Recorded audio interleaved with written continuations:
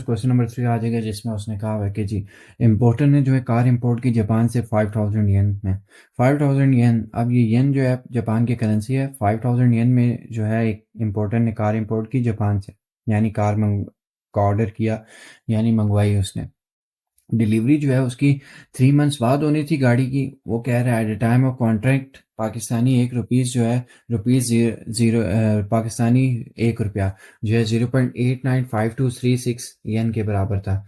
और जब डिलीवरी का टाइम था तो रुपीज़ पाकिस्तानी का एक रुपया वो 0.892236 येन के बराबर था। तो पेमेंट जो है हमारे पास, पेमेंट जो है सारी की सारी वो कॉन्ट्रैक्ट के टाइम पे कर ली गई थी जिसने गाड़ी इंपोर्ट करवाई थी। वो कह रहा है प्रॉफिट और लॉस ऑफ द इंपोर्टर, मतलब कि जब उसने जो है गाड़ी इंपोर्ट की तो कॉन्ट्रैक्ट किया तो पाकिस्तानी एक रुपया इतने येन के बराबर था, और जब डिलीवरी की बारी आई पाकिस्तानी एक रुपया इतने येन के बराबर था। वो कह रहे हैं इसमें से प्रॉफिट लॉस निकालो, बट सारी की सारी पेमेंट जो है वो कॉन्ट्रैक्ट करते वक्त ही हो गई थी। अब हम यहाँ पर जो है अपना सोल्यूशन जो है यहाँ पर हम स्टार्ट करते हैं। तो सबसे पहले हम at the time of contract हम देखेंगे कि हमारा रुपी जो है कितने का था at the time of contract. ठीक है, at the time of contract जो है पाकिस्तानी रुपी जो है एक कितने का था जी, ₹1 जो है हमारे पास कितने येन के बराबर था, 0.895236 येन। ठीक है, पाकिस्तानी एक रुपया जापानी करेंसी के इतने बराबर था, 0.895236 येन। अब हमने जो है अब हम देखेंगे यहाँ पर एक येन कितनी जो है पाकिस्तानी करेंसी के बराबर है। अब हम देखेंगे 1 येन यहाँ पर किसके बराबर होगा, तो हम इस 1 से डिवाइड कर देंगे 0.895236 को, तो 1 येन की जो वैल्यू है 1 येन हमारा इसके बराबर आ जाएगा। देखें पाकिस्तानी एक रुपया इतने येन के बराबर था। अब हमने देखना है 1 येन कितने के बराबर है, यानी तो 1 येन जब हमने देखना है कितने के बराबर है तो यहाँ पर इस वैल्यू को जो है इस 1 से डिवाइड कर दिया और वहाँ पर जो है सिर्फ 1 येन रह गया, तो 1 येन की जो है यहाँ पर हमारे पास वैल्यू आ गई। अब मेन चीज़ जो है इम्पोर्टर ने गाड़ी कितने में इम्पोर्ट की थी, 5000 येन में, तो हमने तो 5000 येन निकालने थे। तो अब हम यहाँ पर क्या करेंगे, 5000 येन यहाँ पर लिख देंगे, 5000 येन इज इक्वल टू, अब यहाँ पर जो है 5000 येन हमने निकालना है तो ये एज इट इज़ आएगा 1 आवर 0.8 ये रुपीज़ में है, सॉरी, रुपीज़ 1 आवर 0.895236। अब हमने 5000 येन निकालने थे, इसको जो है वहाँ पर जो है 5000 वहाँ जाके मल्टीप्लाई हो जाएंगे क्योंकि हम 5000 येन निकाल रहे हैं रुपीज़ में। जब हम रुपीज़ में निकाल रहे हैं तो ज़ाहिर बात है अगले मुल्क की करेंसी जो है वो यहाँ पर जो है आके मल्टीप्लाई होती है। तो यहाँ पर 5000 येन की जो है हमारे पास वैल्यू क्या आएगी, 5000 येन की जो है हमारे पास वैल्यू आ जाएगी। इसको जब हम डिवाइड करेंगे 1 आवर 0.895236 मल्टीप्लाई 5000, तो जब हम इसे अपने कैलकुलेटर में करेंगे 1 आवर 0.895236 मल्टीप्लाई 5000, हमने जब इसे अपने कैलकुलेटर में किया तो हमारे पास जो है आंसर आया 5585.12। क्या आया, 5585.12। ये हमने कैलकुलेटर में मल्टीप्लाई किया, हमारा जो है ये यहाँ पर आंसर आया।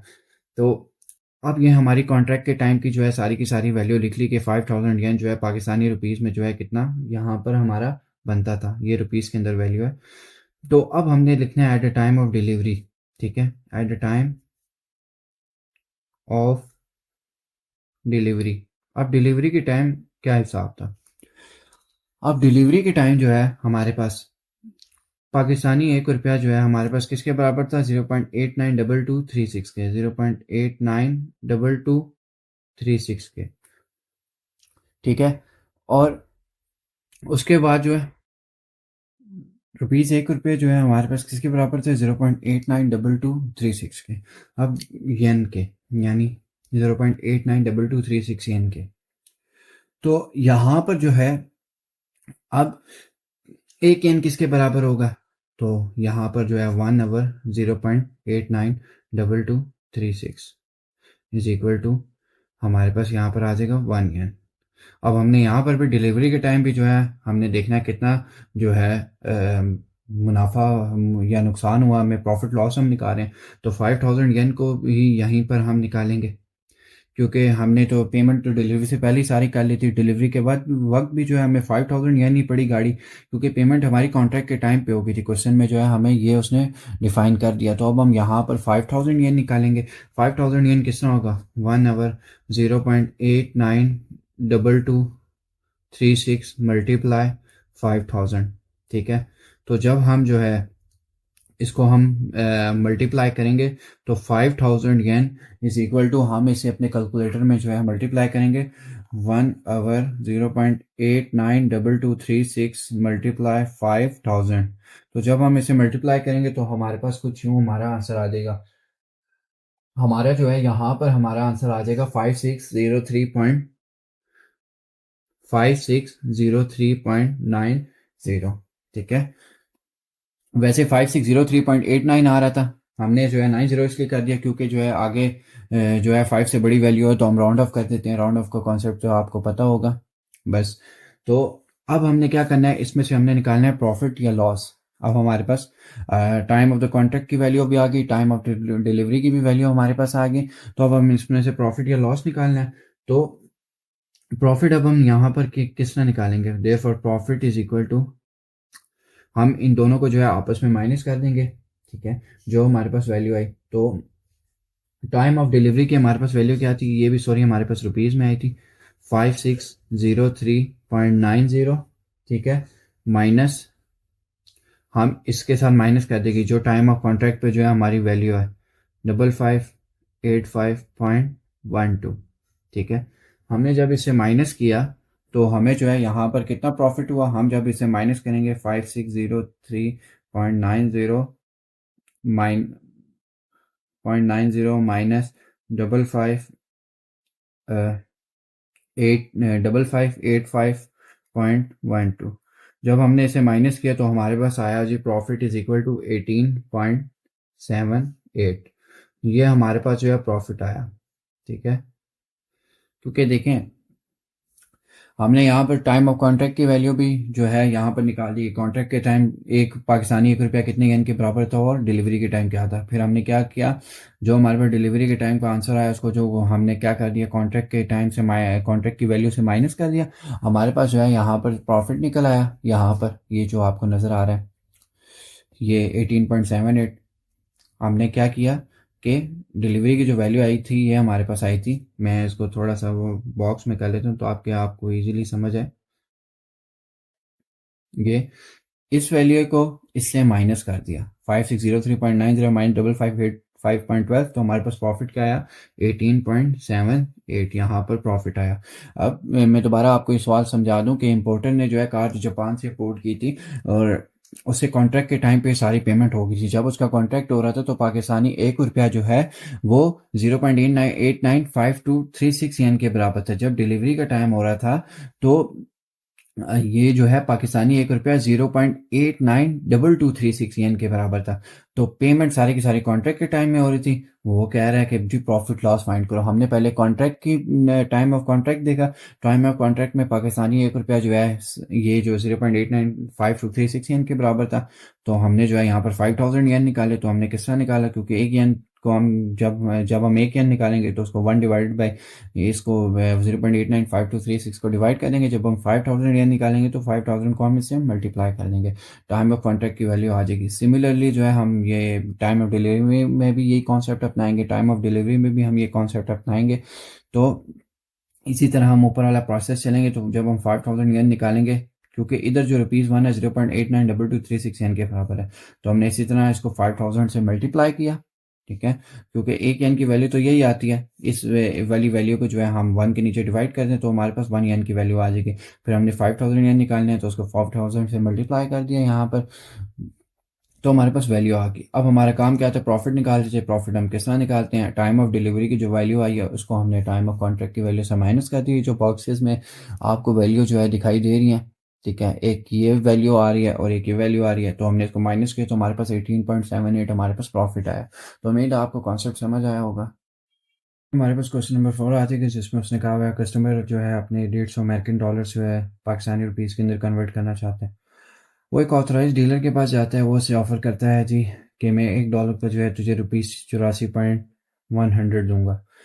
अगर उसे जो है वो मनी चेंजर से जो है चेंज करवाता है, मनी चेंजर वाले से, तो वो $1 का रेट देता है ₹83.4495, यानी ऑथराइज डीलर से थोड़ा कम देता है। वो कह रहा है remind the amount into rupees, अगर वो जो है कन्वर्ट करवाए ऑथराइज डीलर से या मनी चेंजर से, और ये उसको लॉस इन दोनों से कन्वर्ट कराने में, मनी चेंजर से कन्वर्ट कराते हुए उसे लॉस कितना हो रहा है। तो यहाँ पर जो है हम अपने सोल्यूशन की तरफ बढ़ते हैं और हम देखते हैं कि सबसे पहले जो है हम किस तरह यहाँ पर $150 को पाकिस्तानी रुपीस के अंदर हम कन्वर्ट करते हैं। तो यहाँ पर सबसे पहले हम निकालते हैं जी फॉर ऑथराइज डीलर, पहले हमने यही निकालना है फॉर ऑथराइज डीलर। अब यहाँ पर आपने स्टेटमेंट को समझना है कि कस्टमर जो है अपने $150 जो है कन्वर्ट करवाना चाहता है और वो ऑथराइज डीलर के पास जाता है, तो वो उसे $1 का क्या रेट देता है ऑथराइज डीलर। ऑथराइज डॉलर जो है उसे कन्वर्जन रेट $1 का देता है, यानी कन्वर्जन का मतलब होता है कि अपनी रुपये में कन्वर्ट करके देना, यानी किसी दूसरी करेंसी को, यानी कन्वर्जन कट कटा के जो है आपको $1 का क्या जो है आपका पाकिस्तानी रुपये में बन रहा है। तो उसने कहा जी ये $1 जो है 84.1% का बन रहा है। तो यहाँ पर ऑथराइज डीलर क्या रेट दे रहा है, $1 इज इक्वल टू रुपीज़ 84.100। तो यहाँ पर जो है हमने क्या निकालना था, 150 US डॉलर को कन्वर्ट कर रहा था, तो वो $150 को किस तरह कन्वर्ट करेंगे, तो $150 को जब हम कन्वर्ट कर रहे होंगे तो इसको हम ₹84.100 को हम क्या कर देंगे, 150 से मल्टीप्लाई कर लेंगे, तो हमारे पास 150 US डॉलर का हमारे पास कन्वर्ट करके हमारे पास आंसर आ जाएगा। तो यहाँ पर हम मल्टीप्लाई करेंगे कैलकुलेटर में अपने 84.100 मल्टीप्लाई 150, तो यहाँ पर हमारे पास आ गया रुपीज़ कितना आया, 12,615। ठीक है, ये हमारे पास आ गया कन्वर्ट हो गया। अब दूसरी चीज़ हमने क्या निकालनी थी, दूसरी चीज़ हमने यहाँ पर निकालनी थी कि मनी चेंजर से अगर वो कन्वर्ट करवाए, मनी चेंजर। अब मनी चेंजर ने इसे क्या ऑफर किया था, मनी चेंजर ने, अगर वो यहाँ पर लिखा हुआ है if it is converted with the money changer rate, वो $1 का उसने क्या दिया, 83.4495।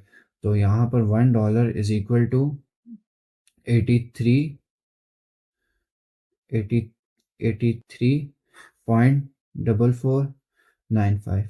ठीक है, तो यहाँ पर हमने एक $150 निकालने थे, तो $150 जब हम निकाल रहे हैं तो उसको हम मल्टीप्लाई कर देंगे। ठीक है, ये भी रुपीज़ में सॉरी आएंगे, तो यहाँ पर ₹83.4495 मल्टीप्लाई, हम क्या करेंगे, मनी चेंजर वाला जो है 83.4495 रेट दे रहा था $1 का, तो 150 से हम मल्टीप्लाई कर देंगे क्योंकि $150 हम निकाल रहे हैं। तो जब हम इसे अपने कैलकुलेटर के अंदर जो है यहाँ पर हम मल्टीप्लाई करेंगे तो हमारे पास क्या आंसर आएगा, 83.4495 मल्टीप्लाई 150, तो ये हमारे पास आ जाएगा 12,517.42। तो हमारे पास आंसर आ जाएगा 12,517.42। अब ये हमने ऑथराइज डीलर से भी निकाल लिया और मनी चेंजर से भी निकाल लिया। लास्ट चीज़ उसने क्या दी, the loss due to conversion with money changer, यानी मनी चेंजर जो है उसको थोड़ा कम रेट दे रहा है ₹1 डॉलर में कन्वर्ट होते हुए, तो लॉस कितना हो रहा है। तो यहाँ पर तीसरी चीज़ हम निकालेंगे, loss due to conversion with money changer, यानी मनी चेंजर से जो है जब वो कन्वर्जन करवा रहे हैं तो उसको कितना नुकसान यहाँ पर हो रहा है। तो मनी चेंजर से जब वो कन्वर्ट कर रहा है उसे कितना नुकसान हो रहा है, तो यहाँ पर जब वो मनी चेंजर से कन्वर्ट करवा रहा है तो कितना नुकसान हो रहा है। तो यहाँ पर हम लिखेंगे जी money changer is equal to, अब यहाँ पर भी हम सब्ट्रैक्ट यहाँ पर कर देंगे, किस किस वैल्यू को सब्ट्रैक्ट करेंगे, जो हमारे पास जो ऑथराइज डीलर हमें कितना आंसर दे रहा है, ऑथराइज डीलर जो है हमें दे रहा है ₹12,615। ठीक है, ये ऑथराइज डीलर का आंसर है। और मनी चेंजर जो हमें जो है $150 का क्या रेट दे रहा है, 12,517.42। ये भी रुपीज़ में है, सॉरी मैं ऊपर लिख दिया, ये लिखना भूल गया मैं। तो यहाँ पर जब मनी चेंजर का आंसर क्या आएगा, मनी चेंजर का जो है यहाँ पर जब हम इसे माइनस करेंगे, 12,615 माइनस 12,517.42, तो ये हमारे पास आंसर आ जाएगा यहाँ पर 97.58 रुपीज़, यानी 97.58 रुपीज़, सॉरी रुपीज़ पहले लिख लिया। तो ये हमारे पास जो है लॉस कवर हो रहा है मनी, तो यानी जब वो मनी चेंजर से जो है कन्वर्ट करवा रहा है तो उसे कितना नुकसान हो रहा है, ₹97 का लॉस हो रहा है। हाँ, वो ऑथराइज़ डीलर से करवा रहा है तो उसे ₹97 का फ़ायदा हो रहा है। यहाँ पर लॉस क्या हो रहा है, अगर वो प्रॉफ़िट लिख दें, profit due to conversion with authorised dealer, तो आपने क्या करना है, तो यहाँ पर सिंपल आपने जो है उससे कितना प्रॉफ़िट हो रहा है इसी तरह आपने माइनस कर देना है, तो वो प्रॉफ़िट का आंसर आ जाएगा। बस मनी चेंजर की जगह आपने ऑथराइज़्ड डीलर लिख देना है। यहाँ पर हम लॉस कवर कर रहे थे, तो इसलिए हमने देखा कि लॉस कितना हो रहा है। चेंजर से उसने जो है पैसे लिए, तो यहाँ पर जो है उसे कितना नुकसान हुआ, यानी मनी चेंजर से अगर वो कन्वर्ट करवाता है तो उसको जो है हमने माइनस कर दिया ऑथराइज़्ड डीलर से, कि जो भी ऑथराइज़्ड डीलर रेट दे रहा था, तो माइनस किया तो रुपीज़ टर्नर पे नुकसान हो रहा है। वहाँ पर जो है हमारे पास क्वेश्चन नंबर 5 आ गया। तो इसमें जो है हमें उसने कहा हुआ रेट ऑफ टी का जो है पाकिस्तान में ₹21 पर पाउंड जो है। डिटरमाइन द रेट पर किलोग्राम के हिसाब से जो है हमने रेट निकालना है। तो यहाँ पर उसने जो कंडीशन दी है 1 पाउंड इसके बराबर है, और सऊदी अरब में क्या रेट होगा अगर 1 सऊदी रियाल 22.400 के बराबर है। तो सबसे पहले हम यहाँ पर पहला पार्ट करेंगे। तो पहला पार्ट स्टार्ट करने से पहले जो है मैं एक चीज़ हम यहाँ पर समझ लेते हैं। 1 पाउंड जो है यहाँ पर 1 पाउंड इज़ इक्वल टू किसके बराबर है? 0.4536 किलोग्राम के।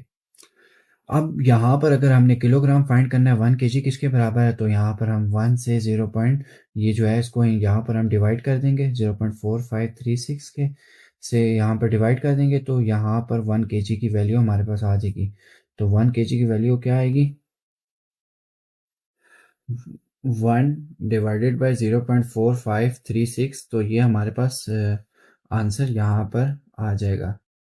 तो ये हमारे पास यहाँ पर आंसर आया 2.2। 1 पाउंड 0.4536 किलोग्राम के बराबर था। अगर हमने 1 केजी की वैल्यू निकालनी है तो 1 से डिवाइड कर दिया 0.4536 को 1 केजी की हमारे पास वैल्यू यहाँ पर आ गई। अब हमारे पास जो है रेट ऑफ पर पाउंड जो है हमारे पास रेट ऑफ टी पर पाउंड हमारे पास क्या है, क्या रेट था, ठीक है, रेट ऑफ टी, ठीक है, rate of T for 1 pound, ठीक है। पर पाउंड का मतलब है यानी हर 1 पाउंड का, 1 पाउंड का रेट क्या है, रेट ऑफ टी पर पाउंड ₹21। कितने रुपए हैं? 21। तो ये आपने परेशान नहीं होना, बुक में 2.1 लिखे है, वो उन्होंने बाई मिस्टेकनली लिख लिया, ये वैसे 21 है, पर आंसर उन्होंने 21 के हिसाब से दिया हुआ है, तो आपने करेक्ट कर लेना है, वो 2.1 नहीं है 21 है। तो यहाँ पर अब हम पहला पार्ट निकालते हैं। तो पहले पार्ट में जो है उसने हमें उसने क्या है, सॉरी, कह रहा है कि डिटरमाइन द रेट पर किलोग्राम। पहला पार्ट हमने यहाँ पर जो है इसको सॉल्व कर लिया 1 केजी की वैल्यू निकाल के। अब उसने क्या है, डिटरमाइन द रेट पर किलोग्राम, ठीक है। अब 1 किलोग्राम के हिसाब से जो है अब हम निकालेंगे 1 किलोग्राम का रेट क्या होगा, यहाँ पर rate of T for 1 KG. अब 1 केजी का रेट यहाँ पर रेट ऑफ टी क्या होगा, तो रेट ऑफ टी पर पाउंड क्या है हमारे पास, ₹21। इसको हम लिखेंगे यहाँ पर, ठीक है, और इसको हम क्या कर देंगे, मल्टीप्लाई किससे करेंगे, क्योंकि रेट ऑफ 1 किलोग्राम हम निकाल रहे हैं, क्योंकि रेट ऑफ टी 1 पाउंड की क्या थी, ₹21, और 1 केजी की जब हम निकालने लगेंगे तो इसको 2.2 से मल्टीप्लाई कर देंगे, क्योंकि 1 केजी की वैल्यू क्या थी हमारे पास 2.2। तो rate of T for 1 KG हमारे पास क्या आ जाएगा, जब हम इसको आपस में मल्टीप्लाई करेंगे तो हमारे पास यहाँ पर आंसर आ जाएगा ₹42.42। इसको जब हमने आपस में मल्टीप्लाई किया, अब यहाँ पर जो है हमारा दूसरा पार्ट यहाँ पर शुरू होता है। पहला पार्ट उम्मीद है आपको समझ आ गया होगा। अब दूसरा पार्ट यहाँ पर हमारा शुरू होता है। उसने क्या है कि जी what will be the rate in Saudi Arabia में, क्या रेट होगा अगर 1 सऊदी रियाल जो है हमारे पास ₹22.400 के बराबर है। तो यहाँ पर हम देंगे 1 रियाल किसके बराबर है, 1 रियाल इज इक्वल टू ₹22.400 इसके बराबर है। अब हमने यहाँ पर क्या निकालना है, हम यहाँ पर देखेंगे कि 1 रियाल जो है ₹22.400 के बराबर है यहाँ पर। तो यहाँ पर जो है हम अब 1 रुपया जो है हमारे पास कितने उसके बराबर है, अब हम देखेंगे 1 रियाल ₹22.400 के बराबर है। अब हम देखेंगे कि 1 रुपीज़ इज इक्वल टू, अब हमने यहाँ पर क्या निकालना है, हम यहाँ पर निकाल रहे हैं कि 1 रुपीज़ देखेंगे कि कितने रियाल के बराबर है, तो 1 डिवाइडेड बाय 22.400 से हम डिवाइड कर देंगे। यहाँ पर जो है पाकिस्तानी 1 रुपया जो है अब हम देखेंगे कि कितने रियाल के बराबर है, तो इसको 1 को डिवाइड कर देंगे 22.400 से, हमने डिवाइड कर दिया यहाँ पर। अब जो है यहाँ पर हमने क्या निकालना था, कि सऊदी रियाल अगर 22,400 का है तो हम इसका जो है हम यहाँ पर रेट निकालेंगे। अब हमारे पास रेट ऑफ टी 1 kg का रेट क्या है यहाँ पर, ठीक है, rate of T for 1 kilogram का रेट है 42,42। तो अब हम रुपीज़ 42 जो है हमारे पास 1 किलोग्राम का हमारे पास रेट है। तो हमने अब इसमें जो है रेट ऑफ टी पर किलोग्राम हमने निकालना है। अगर सऊदी रियाल 22 रुपये है तो 1/22.400 मल्टीप्लाई 42.42 से हम क्या कर देंगे मल्टीप्लाई, ठीक है, यहाँ पर हम इसे मल्टीप्लाई कर देंगे। जब हम इसे यहाँ पर मल्टीप्लाई कर देंगे तो हमारे पास आंसर आ जाएगा 1.89375 रियाल, ठीक है, पर केजी। ये हमारे पास आंसर यहाँ पर आ जाएगा। परेशान नहीं होना कि यहाँ पर ₹42.42 क्यों आया। 42.42 जो है यहाँ पर 1 किलोग्राम का यहाँ पर रेट है, क्योंकि हमने पहले पाकिस्तानी रुपीज़ में निकाला कि रेट ऑफ टी 1 किलोग्राम को जो है पाकिस्तानी रुपीज़ में क्या रेट आ रहा है। जो रेट आया उसको हमने 42,42 को जो है हमने मल्टीप्लाई कर दिया। तो यहाँ पर सिंपल उसने यहाँ पर हमें जो है ये कहा हुआ था कि आप डिटरमाइन द रेट पर किलोग्राम के हिसाब से आपने रेट फाइंड करने हैं। पहले हमने पाकिस्तानी रुपीज़ में निकाले, फिर उसने कहा एक सऊदी रियाल इतने का हो तो फिर कितने 1 किलोग्राम का क्या रेट होगा अगर एक सऊदी रियाल इतने का हो। तो हमने यहाँ पर क्या निकाला, पहले जो है रेट ऑफ टी जो है हमने 1 kg के हिसाब से निकाला, हमारे पास ₹42.42 आया। फिर इसने कहा 1 रियाल जो है ₹22,400 का गिवन था। तो हमने कहा कि जी पाकिस्तानी 1 रुपये जो है कितने रियाल के बराबर होंगे, वो किया। तो हमने कहा जी कि जी यहाँ पर जो है हमारे पास 1 किलोग्राम का जो है चाय का रेट जो है हमारे पास क्या आ रहा है, 1 किलोग्राम चाय का रेट हमारे पास आ रहा है ₹42.42। तो हमने क्या किया 1/22.400 से 42.42 को मल्टीप्लाई कर दिया, क्योंकि उसने भी यही कहा था कि रेट पर किलोग्राम हमने निकालना है। तो 1 किलोग्राम का पाकिस्तानी रुपीज़ में ये आ रहा है 42.42। तो हमने इसे मल्टीप्लाई कर दिया। जब हमने इसे मल्टीप्लाई किया तो हमारे पास 1.89375 हमारे पास आंसर आ गया। तो उम्मीद है आपको कॉन्सेप्ट समझ आया होगा कि किस तरह जो है ये हम फाइंड करते हैं।